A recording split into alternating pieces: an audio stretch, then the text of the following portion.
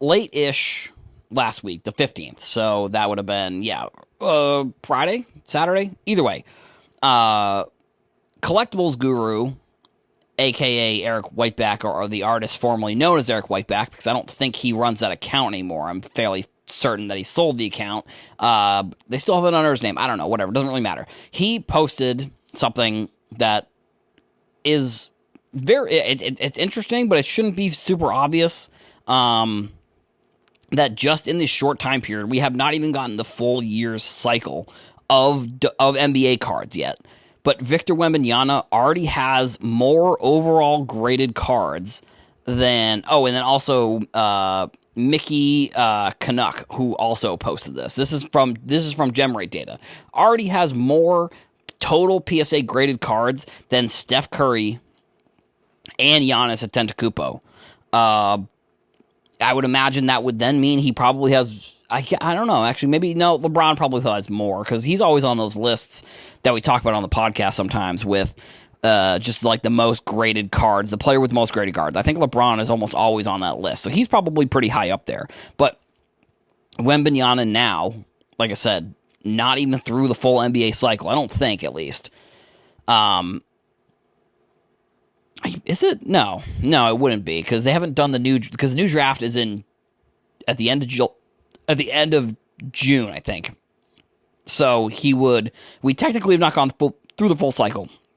Also, again, if you're listening to this, depending on when you're listening to this, the Celtics may have won the championship, they may not have.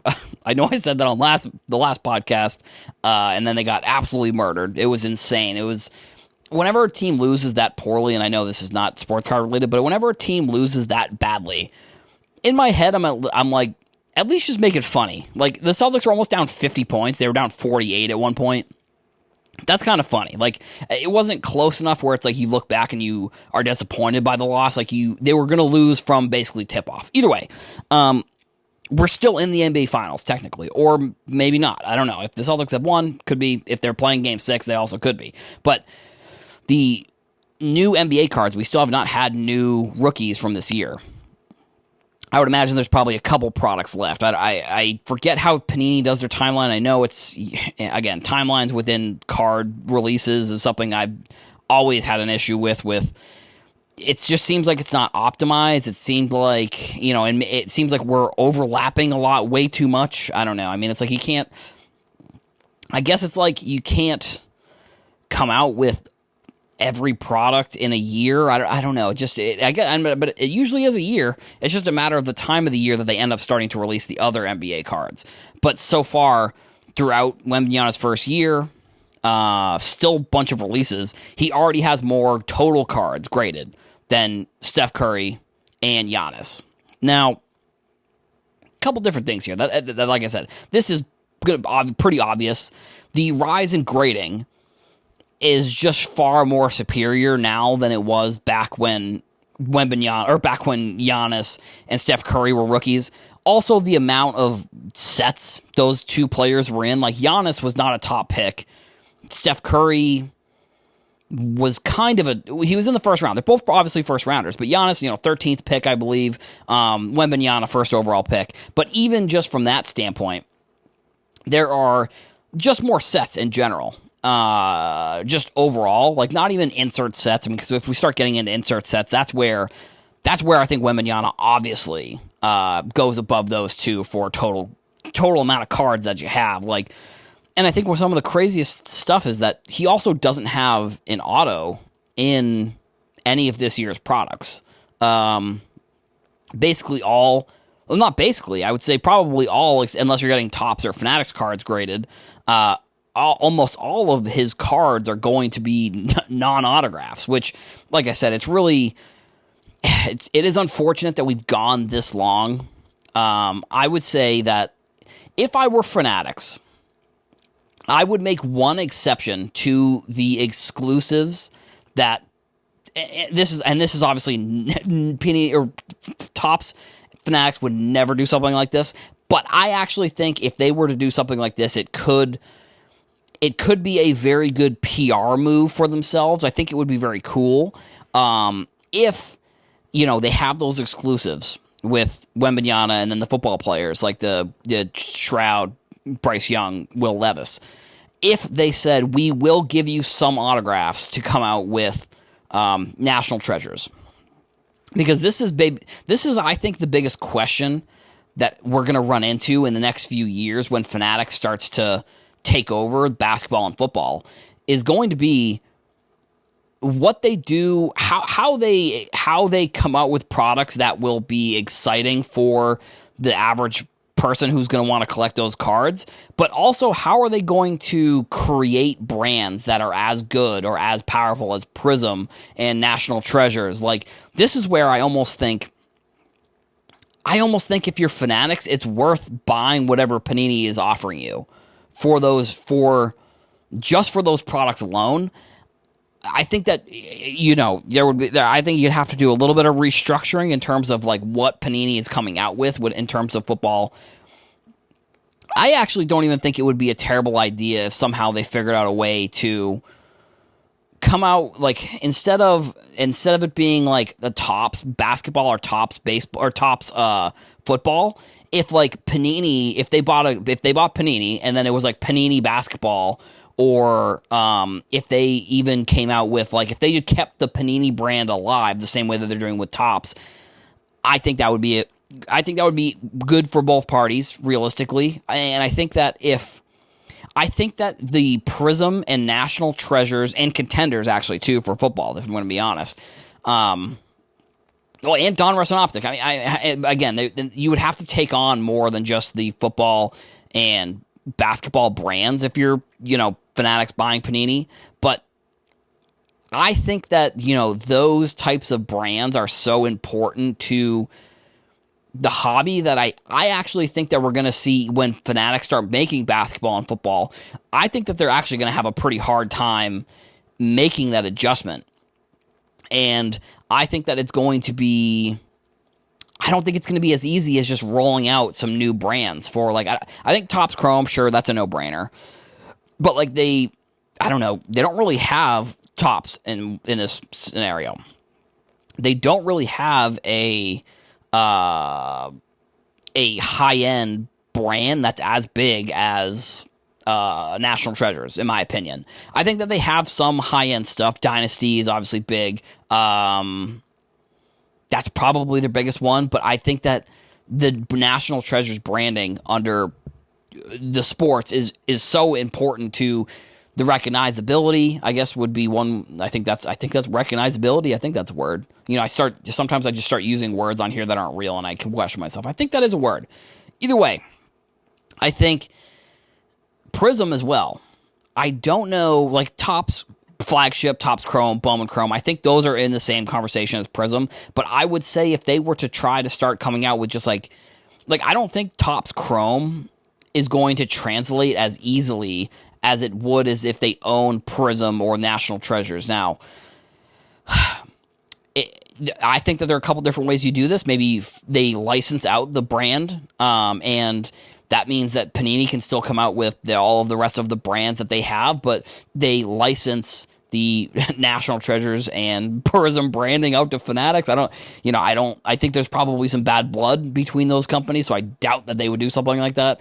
But I don't know. I mean, I guess it's like maybe there's enough ways that you can make it lucrative enough for Panini to do it, but then also make it so that way Fanatics really can also make it profitable. I mean, I feel like there's some sort of split there that, if you are Panini, it's like, well, we might as well just accept this because, like, we aren't gonna, we aren't going to make it back some other way. Like, we might as well just take this part of the revenue that we're gonna make from just licensing the brand and accept that, it's kind of not our brand anymore.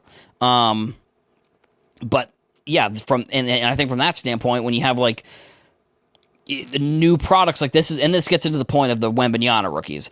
I'm wondering how many basketball products are going to be released. Like, are we going to see a similar 2019 structure or 2013 structure or 2012? I mean, from that 2009 to 2013, there really wasn't a ton of basketball out there. Like, the Kyrie, for example, like, Kyrie 2012 Prism, that's not his technical rookie card. So it's like there wasn't all of these products that were coming out. And that's what I think we will see in when Topps starts rolling these things out. But for now, Wembanyama is, he continues to dominate. He's one of the best rookies we've seen in quite some time.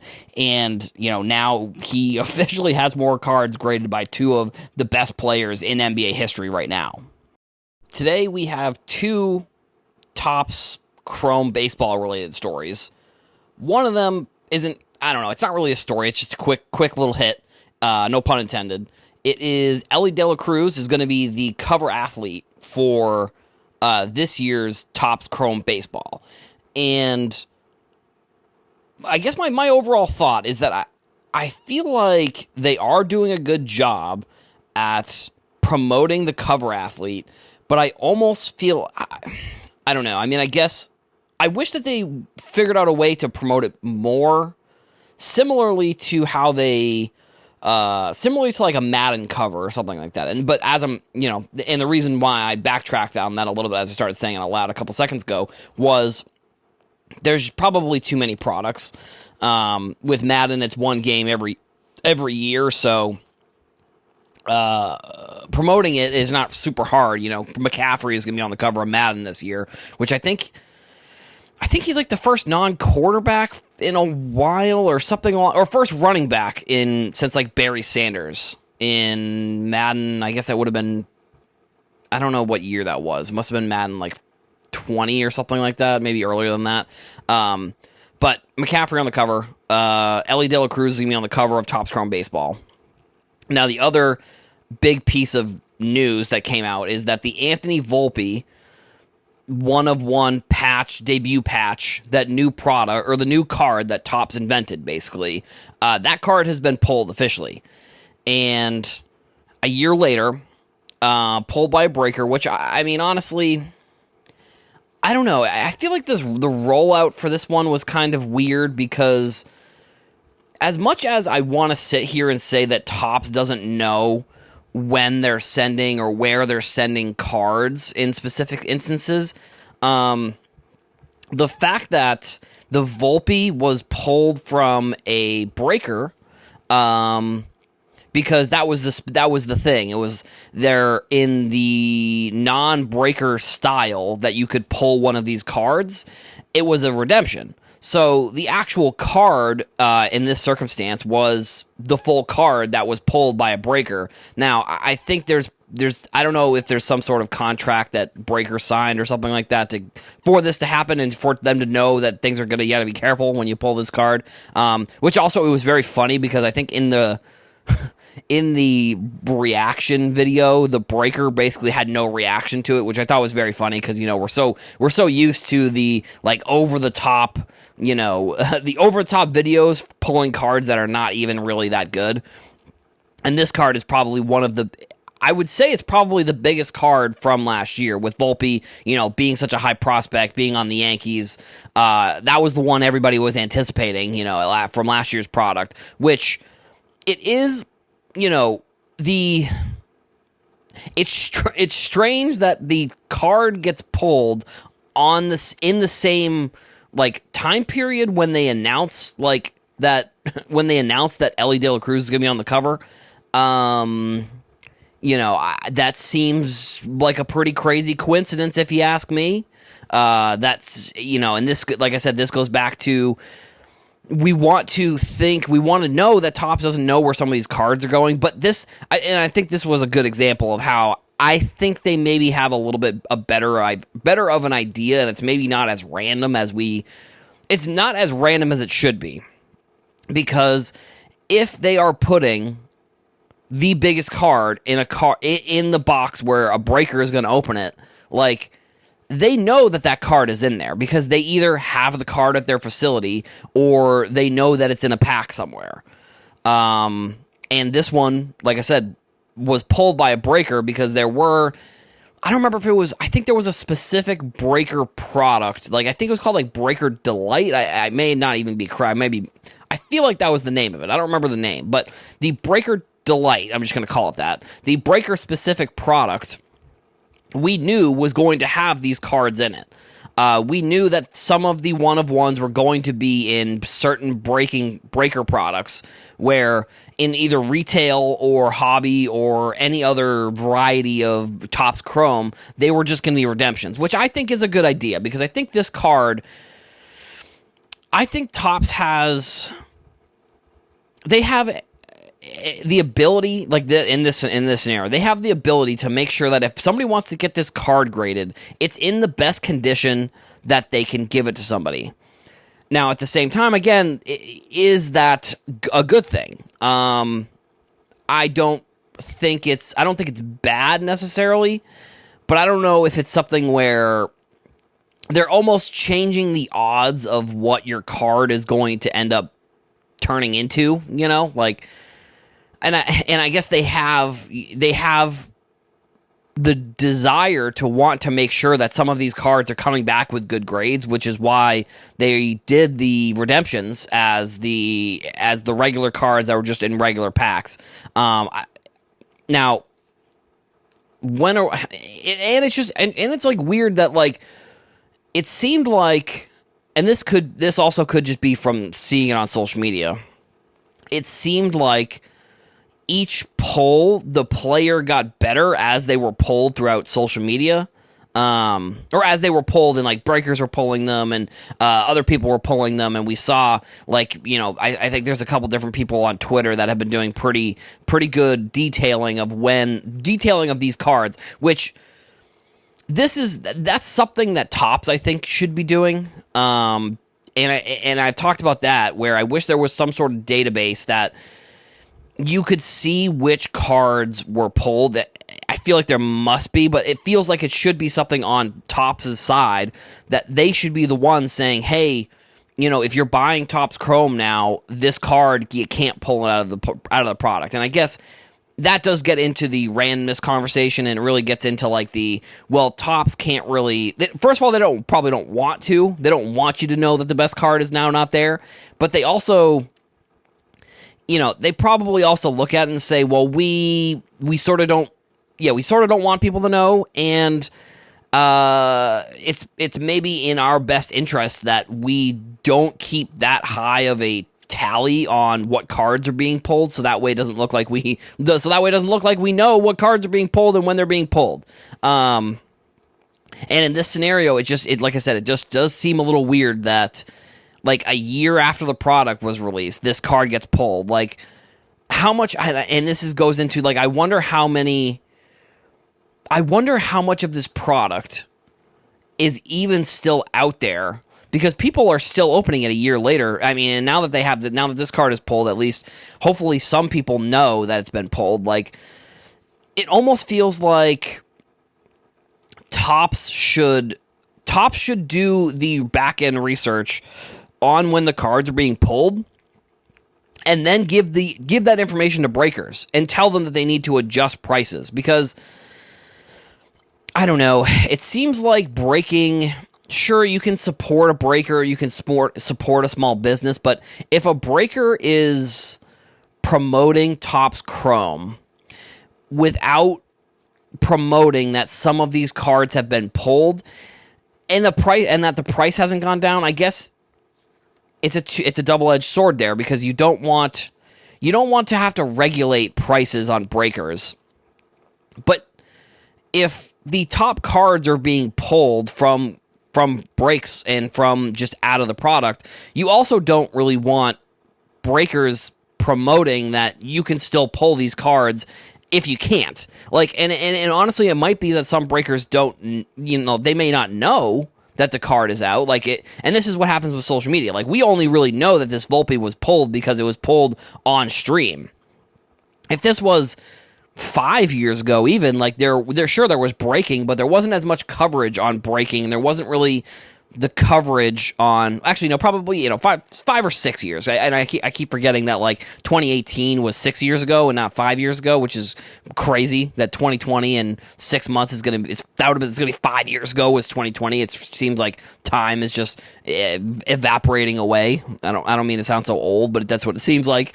But even, 5, 6, 7 years ago, there's a chance that we may not even have known that this card was pulled. Also, 5, 6 years ago, there probably wasn't breaker-specific products either. So it's kind of like, you look at it from that standpoint as well. So that's early this week. It's great to see a card being pulled. It's good to see that it's in a break, so we get to keep track of kind of what has happened, and we get to see the card. The card pulled out of a Breaker's Delight pack, or whatever it was called. Like I said, I forget off the top of my head what the Breaker product was called. But we know that it's being pulled, so we'll see if this affects Topps Chrome prices over the next few weeks. Because, we know that what should be probably the biggest card in this product now has officially been pulled. So before we get into today's topic, obviously wanted to give a shout out to the unfortunate passing of Willie Mays, a baseball legend, a sports icon. I mean, there really can't. There's just it's almost like he was bigger than sports. It felt like he had tons of iconic. He had an iconic card. He had the iconic play where he caught it over his shoulder. I mean, he, like I said, is one of the most important baseball players of all time. Not even from a sports card perspective, from an everything perspective, from the time period that he played in, from, the records that he broke. Like, I think I saw some stat that after he turned 30, he still made the All-Star game every single year that he was in the league, and he hit like 350 home runs and won a bunch of MVPs. And like I said, one of the just really, we're seeing, unfortunately, we're getting to a point in history when some of these like iconic stars of, that time period are passing away. Bill Walton, obviously, as well. Not as much, a cultural icon. I mean, he definitely was one that he loved doing those late night broadcasts and talking about going to Fish concerts, and obviously played for the Celtics, which is great. Which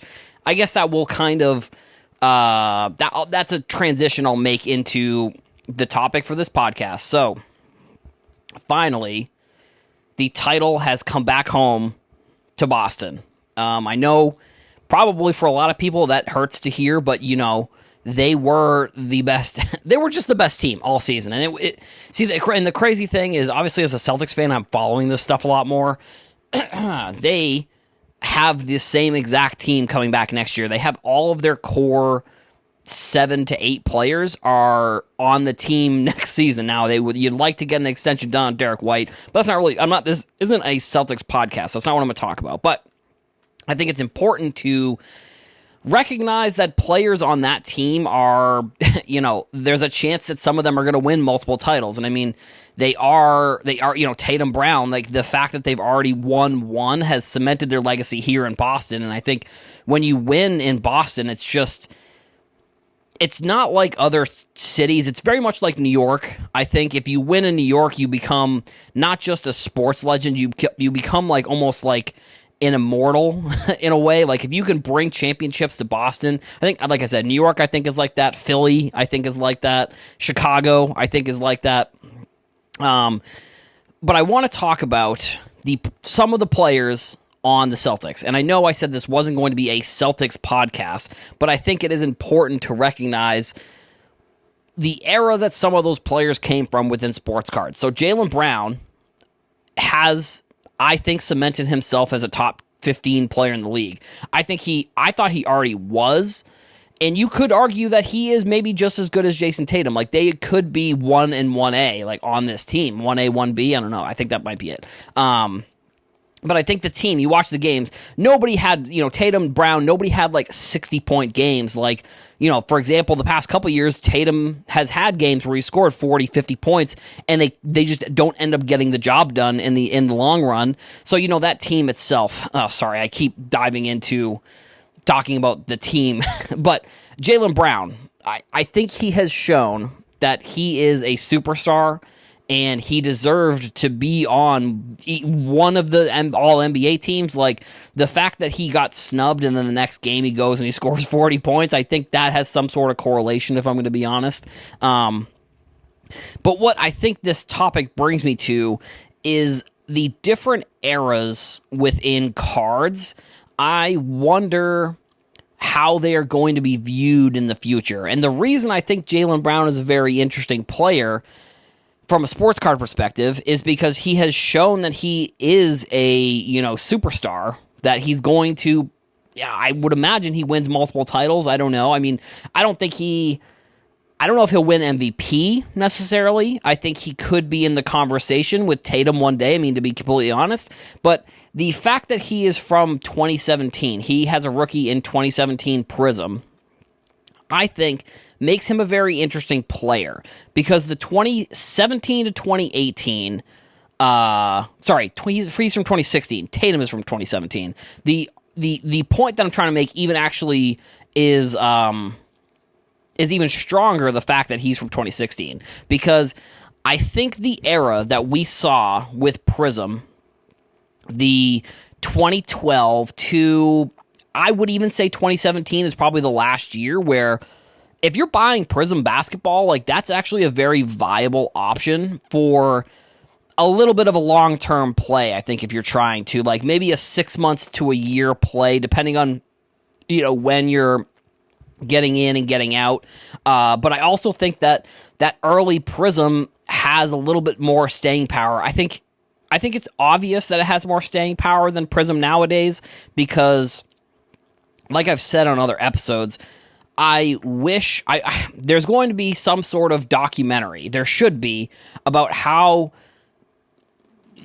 what's the meme that's from The Godfather's, look how they massacred my boy or something like that. It's that's what they did to Prism. It's within sports cards, it is one of the biggest rug pulls that a company has ever done, other than maybe putting Select in retail. So two Panini rug pulls. But Prism basketball specifically, Prism football a little bit, but Prism basketball specifically was for Zion's year was the hottest product, for Luka's year hottest product, and I think we didn't realize what they were doing as they were doing it. We didn't realize how much of this product they actually increased production from 2017 to 2018 to 2019 to 2020, because all you have to do is look at the number of PSA 10s there are for all of the years. Tatum isn't just a nobody. People are submitting Tatum cards all the time. And then even, a Jaylen Brown or Ben Simmons for a while, I think. Jamal Murray is also from that 2016 draft. But overall, that 2016 year, I think 2016 and 2017 are statistically the best years if you're looking to buy Prism of a player and actually see any type of return. If I'm going to be completely honest, because if you're looking at Zion's year or you're looking at LaMelo Ball's year, which I think LaMelo Ball, and then this year obviously, but I think after LaMelo Ball we had two rookie classes that weren't the best. You had Pablo Banchero, who was a really good rookie down in Orlando, but I just think what they decided to do to Prism should be a crime. They should be prosecuted for crimes against sports cards because they turned Prism from the best product into, not the worst product, but they turned it into just another run-of-the-mill product. It really is remarkable, the downfall of Prism. Because it's still, and here's the thing, it's still popular, it's still a very popular brand, but I don't know if it's popular now because, and this is one of the confusing things about sports cards back in a while ago, retail products, were retail products popular because they were hard to get, or were they hard to get because they were popular? And that's what I have to say about Prism, and that's what I'm saying about this year's Prism, kind of. Is this year's Prism just as popular because people can get their hands on it? Or was it more popular because people couldn't get their hands on it and they wanted it? I think it's a combination of both there. I think if you, if you look at some crazy statistics, I remember looking at Prism Blasters from 2019, Zion and Ja's year, in 2020, 2021, those which were retail 25 at the time. They were $20, I think, either $20, $25. Now you're looking at $35 to $40 for any of those retail boxes. But those boxes, if you were looking for them online, they were selling at like $200 a piece. And that, I think, again, I really wish there was a way to look at market cap of certain things. Like, I wish there was a way to look at how much money was spent on Prism basketball when it first came out, and then when it peaked. Like, because I, for example, bought 2 Prism Blasters at a retail shop for about $35 and then I think $45 when they had first come out. And like I said, those shot up to like $200, $250. I don't think it was the same scenario with Tatum or Brown's year, 2016, 2017, but I think what we didn't realize was what the increase in the print run that Panini was doing right in front of our eyes is really, it's a little bit of a shame, if I'm going to be honest, because it's like, we didn't know how much of this product there was, so we just kind of were under the assumption that sure, products, the number of cards goes up, the number of product goes up every year, but like the astronomical increase from year to year is unfortunate. And that's why I think if you look back at the 2016, 2017 Prism, if you compare that to Luka, or even Trey, I think Trey is another weird example where he sort of hasn't lived up to his rookie expectations potentially. But the overall sentiment of Prism back then also was not like, it was not supposed to be really, I don't know, maybe it wasn't supposed to be hard to get, because if you listen to podcasts of people who have been in the industry and who've had podcasts for a while, like Mojo Breaks, for example, and I bring them up as an example all the time because it's just one of the other podcasts that I listen to. They talk about when Prism first came out, it was hard to sell. People did not want it. So they were giving out Prism packs with breaks. Like it was just extras within a break. Like they didn't really know, no one knew what Prism would turn into. And I think leading up from that 2012 and then 2013 Giannis year, up until Tatum's year, I think that Prism is a viable option if you're looking for a bit of a longer-term buy of a player. But once you get past Tatum's year, the amount of cards there are in PSA, the amount of cards there are in general, is so astronomically higher. It's just, realistically, it's just not worth it, unfortunately. And I think that's why a player like Brown interested me so much, because he's even a year before Tatum when the increasing in print run, I think, it was pretty steady before that 2018 year. So if you're going backwards, you realistically know that you're getting a decent amount, or you're getting a decent deal probably, or not a deal, but you're getting a decent price if you're buying a card from that time period. Now, if you're buying like I talked about on, I think it was either some podcast earlier this week, no, I think it was this week. It might have been yesterday or the day before, when I talked about Wembanyama, for example. Like he's already passed 2 crazy legends for how many cards have been graded by PSA. So it's like, I don't know. And maybe it's just the overall eras of cards are going to be different. And maybe what will be referenced as the Prism of 2016, 2017, 2018, maybe that's going to be a different product this year, and maybe there will be a new product that becomes the king because of the increase in print run and what has really happened to Prism over the past couple years. So last week, I don't know, I guess maybe it was kind of a news dump, maybe not, but Topps signed Jack Corleone, I think is how you pronounce his name. I've heard his name pronounced a couple different ways. I just watched a highlight, and that is how they pronounced it in the highlight. Who is a college basketball player from Florida. College baseball player from Florida.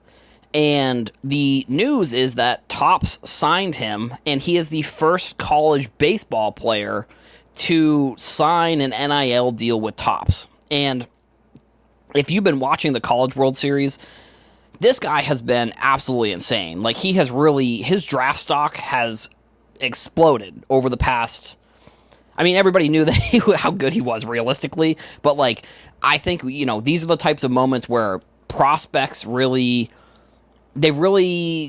go and they really go above and beyond. I haven't seen any Tops Now cards with him in them yet.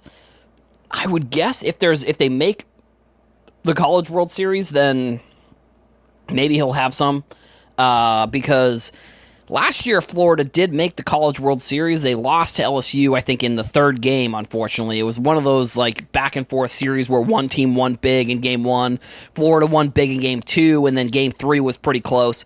But, unfortunately, that guy was supposed to come play for the Falmouth Commodores, which I'm sure no one has ever heard of them, because they are, or maybe you have. The Cape Cod Baseball League is a summer baseball league for college players. It's essentially one of it's probably like number 1 or number 2 of the top summer leagues in the country. I think there's a league in California that's pretty popular, but the Cape League we had last year, because I'm from Falmouth and I went to a bunch of the games last year. We had the MVP of the season, who was Travis Bazzana, who played for Oregon State. I believe he still plays for Oregon State. He's not coming back to Commodores this year, unfortunately. But he won MVP. He had a dominant year, like batted like almost, I think, over 400, a couple home runs, but number 1 pick for him, and that's pretty cool. In this upcoming draft, and right after he won the MVP, that's when number 1 pick, his name was kind of attached to that number 1 pick position. But Jack is, I don't know. I mean, he's definitely competing for that top spot. I think the Reds have that first pick. And the other thing that's interesting about him is that he is a pitcher and a hitter, and he has focused, I think, this year a little bit more on hitting, because the other piece of the story, and why I'm bringing it up now, is that he just broke the record for most home runs for a Florida player, 78 over the course of his career, which, even from a amateur level perspective, 78 home runs is impressive, and he's just been dominant in Omaha. Like, Florida makes the College World Series. I think we've got, I don't know, we're in the second or third round, I'm pretty sure, of the College World Series now, but we saw, LSU's pitcher last year, who goes on to play for the Pirates. He's a top prospect right now. So we are seeing players in this era, maybe, play in college, and then there being these top picks. Like, I think for a while we were seeing a lot of like younger players in this top position area, for the draft at least. And, I think baseball is one of those interesting sports that, like, when you're a prospect, you can be a prospect from the age of 17 for 3 or 4 years, and then you're still only 20, 21 if you make your way up to the majors. Like the Red Sox, for example, I think like 2 years ago at this point, they drafted Marcelo Meyer, who was a big prospect. And he was, right out of high school. I think Drew Jones was another prospect right out of high school. Drew Jones, obviously, unfortunately, had a injury which kind of cut some of his season short last year, and then has kind of cut into his season this year. But I mean, he was the number 1 Bowman prospect. Marcelo Meyer was a huge Bowman prospect. It's interesting how prospecting becomes much more popular around the release of that product. And obviously it's because people are looking into what players they want to pull out of the packs and out of the boxes and stuff like that. But, I think this year, like I said, this year's Bowman draft is going to be pretty stacked when it comes to the players. And again, like the reason I bring up the Commodores and the reason I bring up the Cape League is because if you live anywhere, if you live on the Cape, for sure, go to the games, because you're seeing the future talent of the MLB. Just even in the past year, there's been like 3 or 4 Commodores players who are all in the top 15, 20 picks. I mean, Bazzana obviously being number 1, and then there was a player that played for Georgia, Charlie Condon, who played for the Commodores last year a little bit, but then unfortunately left the team because he went to go play for USA. That's actually what happened with Condon. Hopefully I pronounced it right. I did the thing where, like, I heard his name and I said I pronounced it like 3 or 4 times in a row, and I'm still not confident that I'm getting it right, if I'm going to be completely honest. But he, like I said, was the first college baseball player to sign an NIL deal with Topps. We saw a player who I believe was on the Marlins. He was in the Marlins farm system. He, when NIL first came around, came out with a sports card set for himself with autographs and stuff, which I thought was very cool. I mean, to see a player go and try that type of thing like right away, I thought was very cool, and I almost wish we had seen a little bit more of it. I understand probably why we haven't. But I think something that I find sort of interesting is it's almost like the race to sign the next prospect for one of these companies. And I think it's really started from Fanatics coming and taking a lot of those players from Panini. So, like, Panini's looking at it and saying, like, for example, like Panini, they just signed one of the top quarterback prospects in high school. Like, I think he was a junior last year, so I guess this upcoming year he's going to be a senior. I believe that was his age, but it was like he was still in high school and he signed an NIL contract with Panini. And we've seen some other Panini signing players, but this is maybe one of the first times we've really seen Topps dive into a player like this.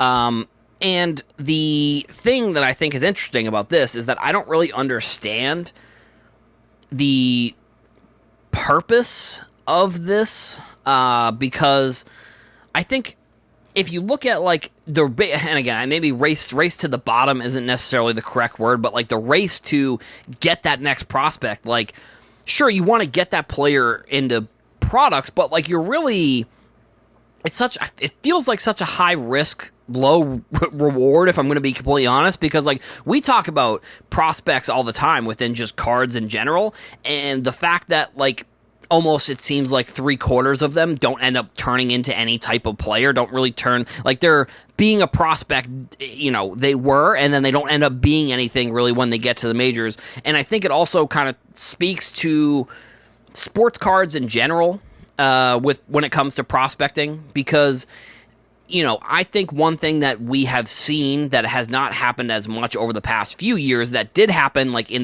the I don't know, I guess I don't really like calling it the COVID era, but I think that's the COVID era, the 2020, 2021, 2022 time period when we saw, prospecting, I think, was some of the highest we'd ever seen it. I mean, especially in 2020, because, we saw basically all the sports get canceled, and what ended up happening was we had like 6 months, like we had the beginning of the season, like from the draft and basketball specifically, maybe not with other sports we saw this, but I want to talk about basketball specifically with this. And this will be my last point, and we'll wrap things up here on this episode. But the one thing that we saw was the draft, which Zion's year, and then we saw the beginning of the season, Zion being injured, Ja playing crazy, a lot of the rookies playing really well.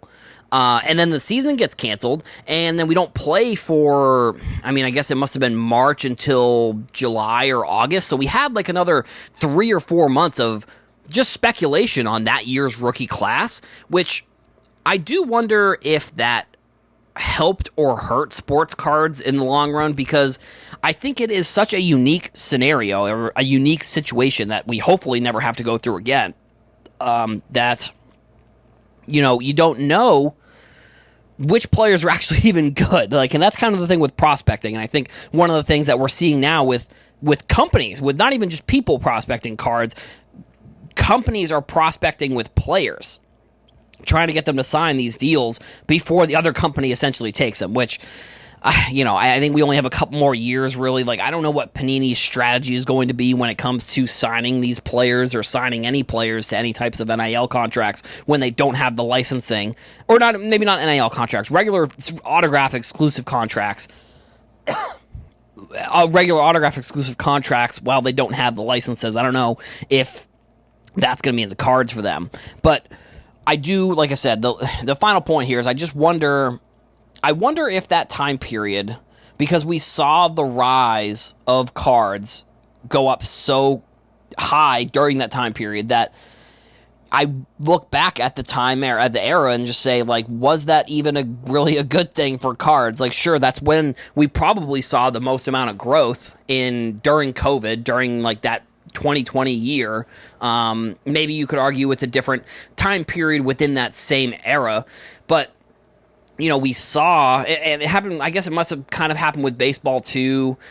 Hockey, not as much. Football, not as much, because football really didn't get disrupted because they still had the draft and everything. But for basketball, all we had the draft, and then we had the beginning of the season where the biggest prospect in the league, Zion, didn't play for a couple weeks leading up to the beginning of the season there. And then they play, then the season gets canceled. They move to the bubble. And prospecting, I think, within basketball at that point really exploded. But I think there's probably people that learned a hard lesson during that time period of prospecting for basketball, that it's not just going to be all sunshine and roses at the end of the day. I think for a period of time during that era, it was, everything seemed to be going up. There was money everywhere. Everybody was spending money on everything. Cards were going up, players were going up, all of these things. But was that a good thing? I guess we don't really... I don't know. Actually, I'm not. Maybe I need to think about it a little bit more if it was good or it wasn't good. But like I said, we have now, instead of people prospecting on players, we have the companies actually prospecting, which, in the long run, we'll see how that ends up going for them, if it makes them any money, or I don't know. I mean, if it ends up, blowing up in their face in the long run. So we didn't really have that much news necessarily this week for sports cards. So obviously some of these podcasts this week were not news heavy. They were more opinion based, I suppose. And that's what this episode's going to be. I mean, last week, I think I talked about, on the Friday episode, I talked about Netflix potentially making cards, which, look, I think that's actually a really cool idea. And I don't know how it would be done, but I think that would be cool. So today's episode is based around a tweet that Topps put out about a local collector who was visiting an area, who's a big Spurs fan, went into a hobby shop, grabbed a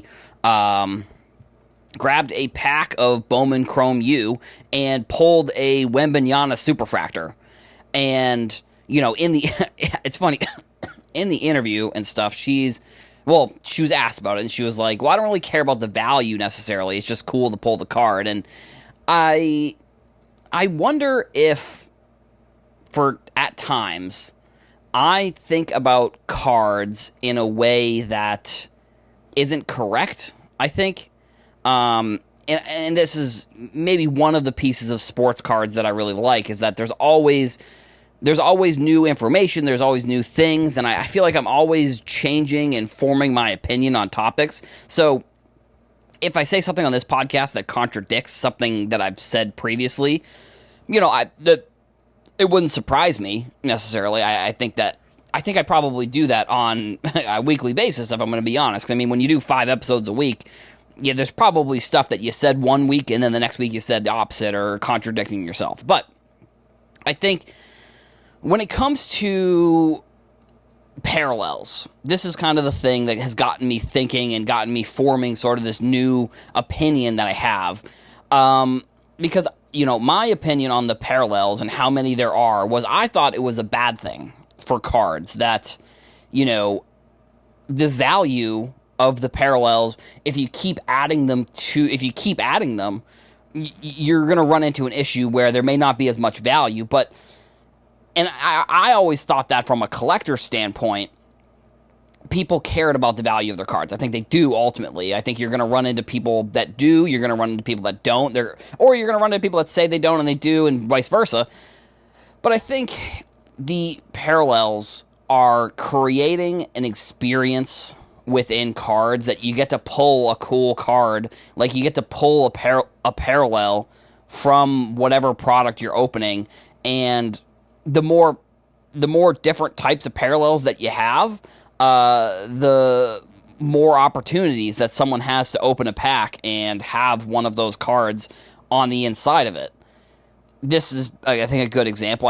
I think this was like a base card, but it looked like maybe it was, to be honest, it was a little bit confusing because it looks like a base card, but it also, or maybe, actually, wait, no, now that I'm looking at it, I think this might have been a Topps.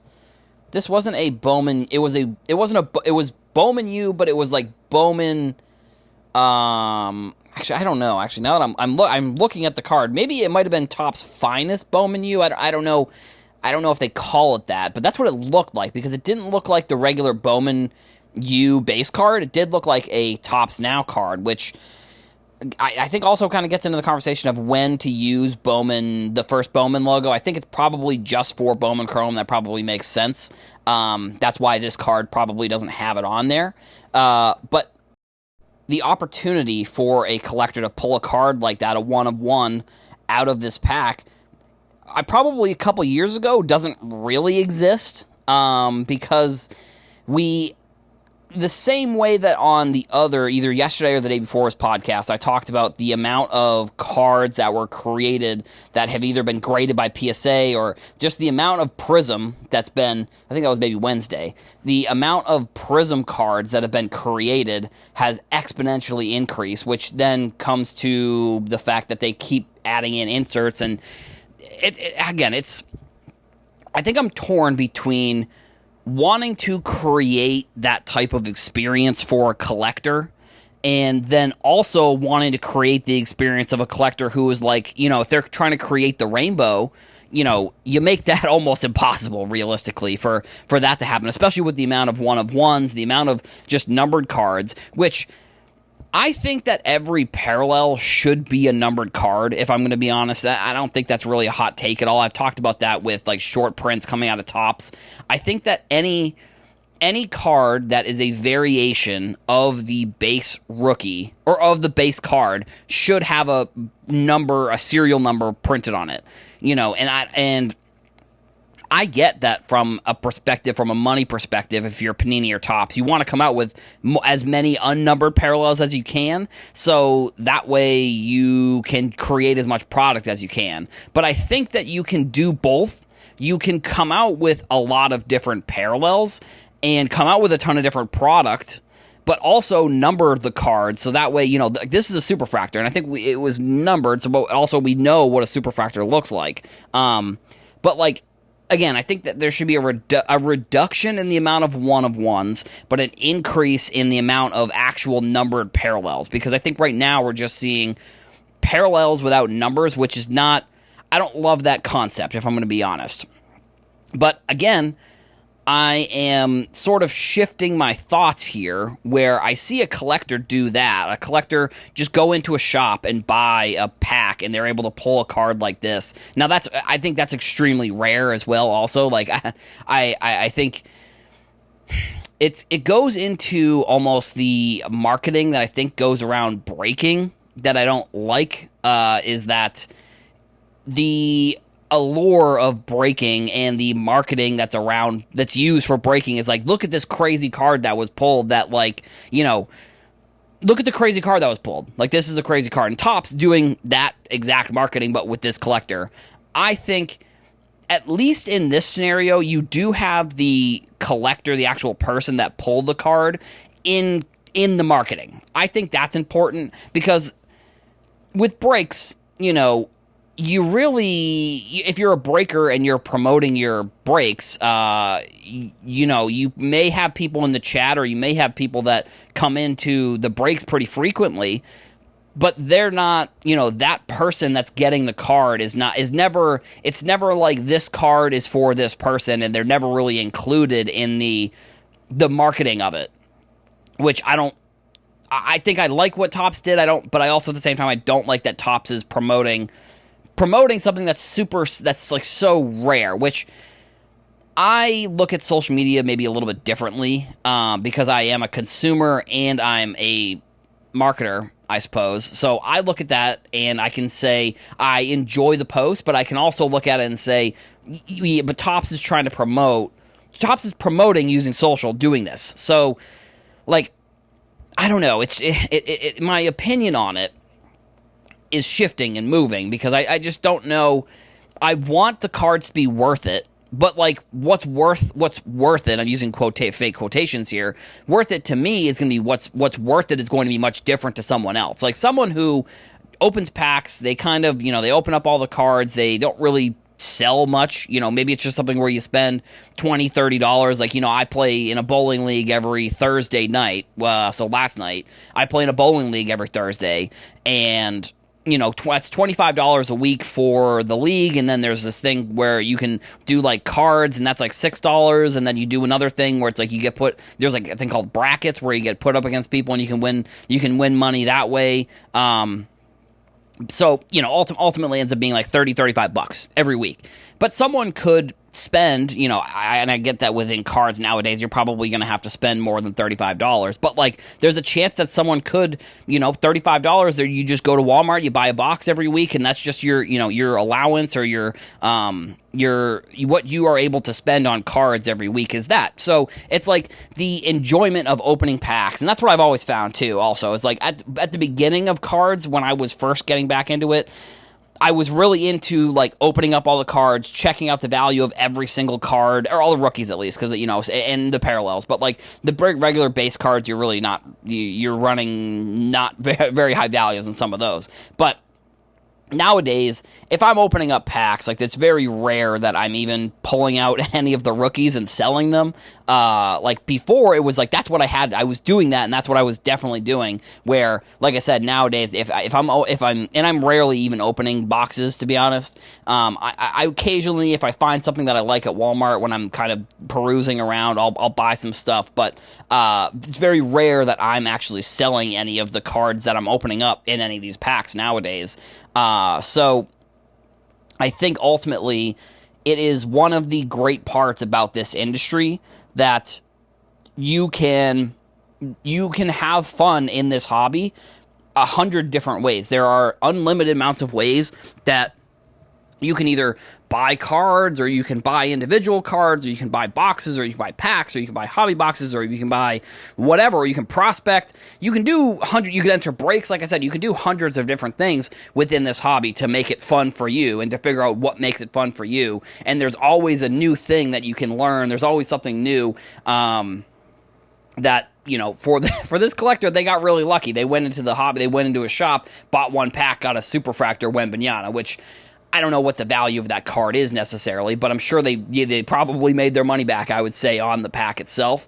But I think my opinion on cards is going to be much different than someone else's. So, like, for the people listening to the podcast, I'm glad. I'm obviously so grateful for everyone that listens, and I hope that you're interested in the stuff that I'm talking about, because I'm interested in talking about it, and it definitely I enjoy doing the podcast, so that also helps, I think. But ultimately, that's what my takeaway is this week, I guess, as we kind of wrap things up, is that there are so many different ways to enjoy sports cards and the hobby that, if you are in a certain area of cards and you want to get out and you want to move to a different area, that's totally fine. If you want to just buy packs, that's totally fine too. I just think it's really great that we have so many different avenues for people to get into cards, and then to get out of cards, and then to get back into other cards. And you can go away for a little bit and then come back, and there's no specific way that you have to do it, I think, with maybe potentially some other hobbies. So that's what makes, in my opinion, that's what makes sports cards such a great hobby to get into.